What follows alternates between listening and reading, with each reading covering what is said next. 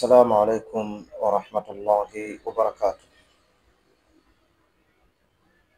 الحمد لله وحده والصلاة والسلام على من لا نبي بعده وعلى آله وصحبه أما بعد.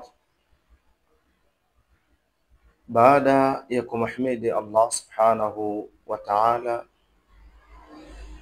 na kumtakia rahma na amani mtume wetu Muhammad alayhi salatu wassalam,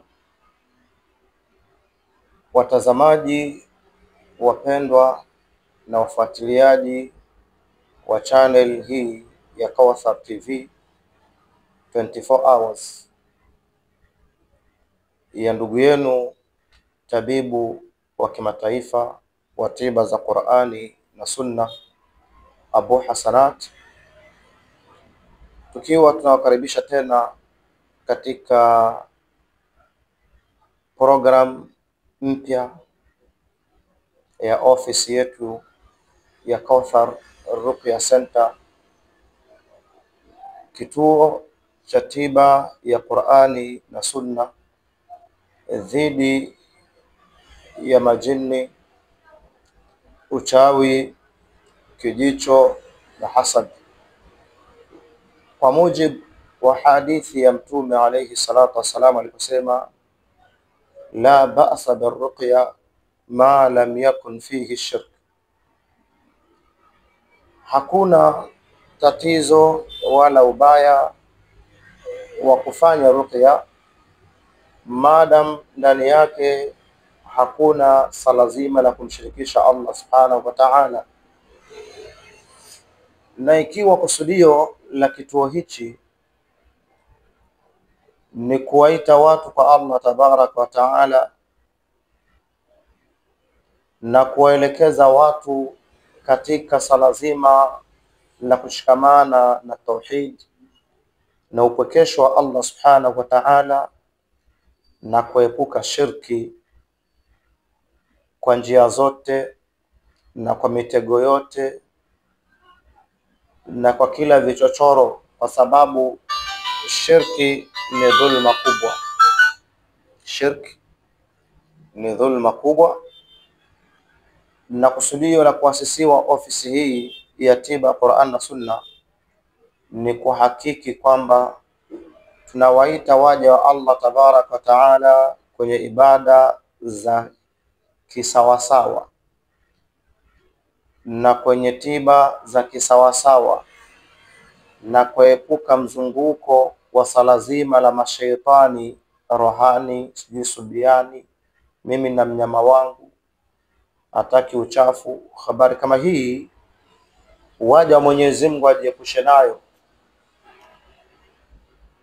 na atakapokuwa amesibiwa Muislamu na matatizo ya mashaitani au matatizo ya kiuchawi au matatizo ya husda na kijicho, kwa sababu al-ainu haqqun, tunasema kijicho ni jambo la haki, lipo na kijicho kinafanya kazi kwa idhni ya Allah subhanahu wa ta'ala.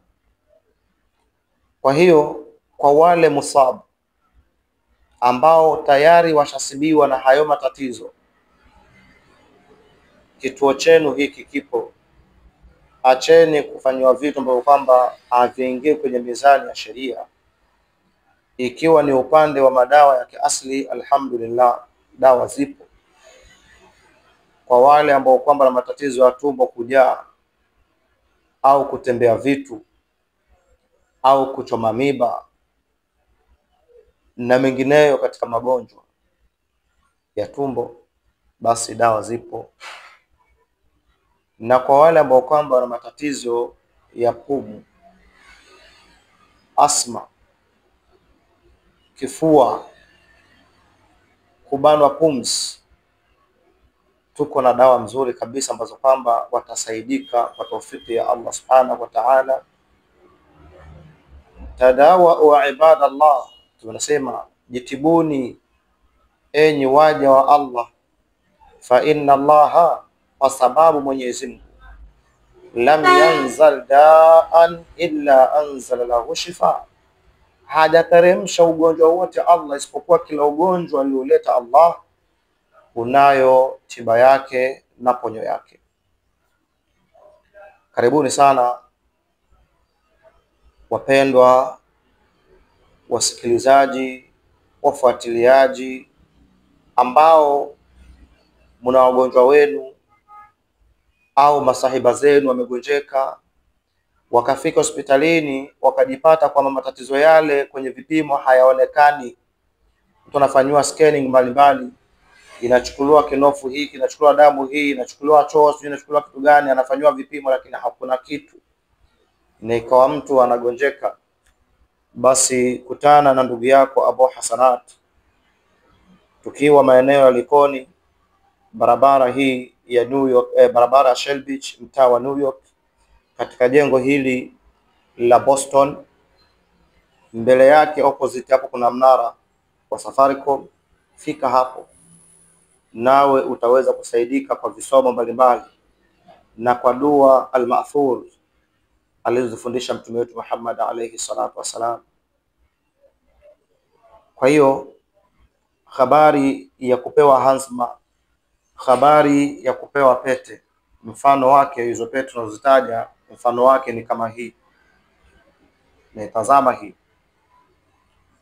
Pete kama hizo ni vitu ambavyo kwamba havifai, na leo watu wanapewa vitu kama hivi wakiaminishwa kwamba majini waliokuwa nao ni wazuri, wakiaminishwa kwamba majini hao wanataka kutengenezewa tu mambo itakuwa vizuri.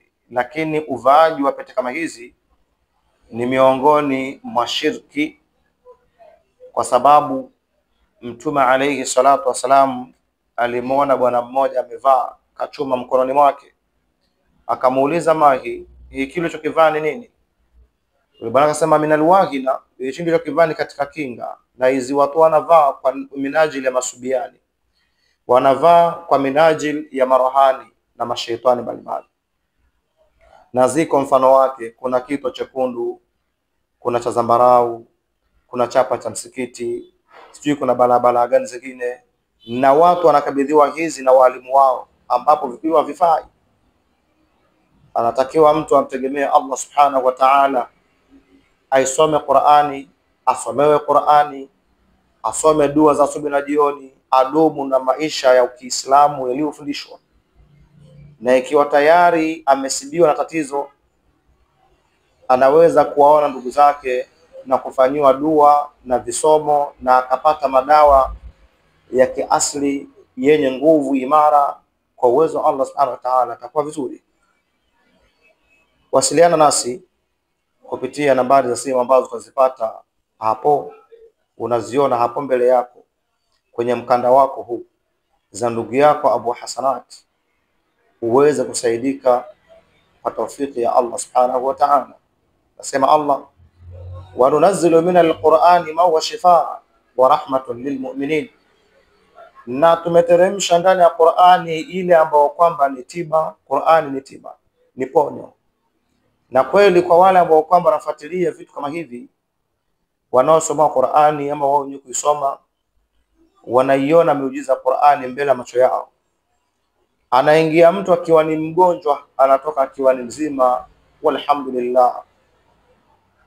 Kusudio la vituo hivi ni kuikata mizizi ya shirki kama hii pete hii. Huyu alikuwa amevaa na amepewa kwa sababu ameambiwa na wanyama wazuri, na sio kwamba wanyama wazuri, bali ni kumpotosha mja wa Allah katika njia iliyo sahihi. Tukaja tukamfahamisha, tukamuelewesha, kufikia Allah subhanahu wa ta'ala akaelewa, naye akaweza kuitoana pete hii. Tumeibakisha hapa ayatan kwamba ni ishara kuonyesha wengineo kwamba hizi vitu hazifai. Popote ulipo duniani, ndugu yangu, dada yangu, kaka yangu, ikiwa na pete mfano wa hizi, fahamu ya kwamba pete hizi ni kuaridhisha mashaitani, na mashaitani hawaridhii ila waone kwamba wewe umeingia motoni. Inna shaitana lakum aduwwun fattakhidhuhu aduwwa, hakika shaitani kwenu nyinyi ni adui, na nyinyi mchukulieni kwamba ni adui yenu. Huu ni ujumbe wa Allah subhanahu wa ta'ala. walaqad ba'athna fi kulli ummatin rasula an i'budu Allaha wajtanibu at-taghut, na tumetumiliza katika kila umma mtume, mjumbe, ya kwamba muabuduni Allah na mujiepushe na taghut, mujiepushe na shetani. Sasa utakapoambiwa mnyama wako ni mzuri, Allah anakuambia ujiepushe naye, huyo si mzuri, na angekuwa ni mwema angezitafuta radhi za Mola wake Subhanahu wa Ta'ala, asingekuwa na shughuli na wewe. Hapa tuko na dawa hii alhamdulillah, kwenye matatizo ya ulcers, kwenye matatizo ya pressure, kwa wanaosumbuliwa na uchovu wa mwili, matatizo ya tumbo, kutopata choo kikavu kigumu, pata dawa hii ambayo inafungua tumbo vizuri, inatoa acid na appetite ya chakula kwa waliopoteza hamu ya tendo la ndoa, kwa wote, ima mwanamke au mwanamume, kwa mwenye matatizo ya kutepeta uchi, yani mwanamke uke wake kwa, yani ukawa uko hivi hivi, haushiki, uke umeachia, uke ulioko majimaji mno, tumia dawa hii. Kwa wenye matatizo ya shango, tumia dawa hii. Kwa wenye tatizo la harufu mbaya katika uke, tumia dawa hii. Kwa wenye maumivu wakati wa ada zao za mwezi, period, tumia dawa hii. Kwa wale ambao kwamba wana matatizo ya kuumwa na tumbo sana wakati wa hedhi au baada ya hedhi, au wakati ile inaendelea, au kupata hedhi kidogo yenye maumivu makali, tumia dawa hii, na kwa tawfiki ya Allah Subhanahu wa Ta'ala utakuwa vizuri na utasaidika. Kwenye masala ya tiba hakuhitaji kuona haya wala aibu, au ugonjwa ni lazima tuutaje na we mwenye tatizo ujieleze ili uweze kusaidika, kwa sababu itakapokuwa ndugu yangu umepoteza nguvu za kiume, huna uwezo wa kutimiza tendo la ndoa vizuri nyumbani kwako kwa mke wako, hii itakuwa ni mtihani na iwende kaleta balaa na ufisadi katika dunia. Sasa uweza kusaidika na dawa hii. Hii dawa ni dawa nyingine mzuri sana, na wengi wamesaidika na wamekuwa vizuri alhamdulillah. Faqutia dabirul qawmi alladhina zalamu walhamdulillahi rabbil alamin. Kwa hiyo karibuni sana katika ofisi hii ya tiba Qur'an na Sunna kwa magonjwa ya kiuchawi au mashaitani au hasad na kijicho, na magonjwa ya kawaida kama vile bawasiri, au watu wasema bawasili ama mjiko. Ikawa mtu anaumwa na kiuno sana, akienda haja kubwa anatoa damu, anawashwa, kutoka vipele vyenye mwasho, au kutoa mfano wa kinyama sehemu ya haja kubwa, njoo upate dawa hii ya kunywa na upewe na dawa kupaka, tatizo lako litaisha insha Allah Taala. Kwa wale ambao kwamba wamepoteza appetite, hamu ya tendo la ndoa, ama uwezo wa pulling wakati wa mchezo yule, ikawa mvutano ule wa ejaculation unakushinda, njoo upate dawa hii, nawe utakuwa na sababu ya kufurahia ndani ya nyumba yako. Hii ni dawa ya kwanza. Vile vile tuko na hii dawa hii ambayo waga inachanganywa na aina fulani ya mafuta kwenye matatizo ya ganzi, na kwa wale wagonjwa wa baridi yabisi, pata dawa hii, tupatie mafuta yake, uchanganye pamoja, kuchanganyie, ifanywe dua, ufanywe masaji nayo, baridi utisahau. Kwa wale watoto ambao kwamba wana matatizo ya bongo zao kushika, wana ulegevu wa ubongo, kutodhibiti masomo au kuhifadhi vitu, matatizo kusahau kwa upesi, dawa hii ni mzuri kwao kwa matumizi ya maziwa. Karibuni sana, Allah awabariki. Wassalamu alaikum wa rahmatullahi wa barakatuh.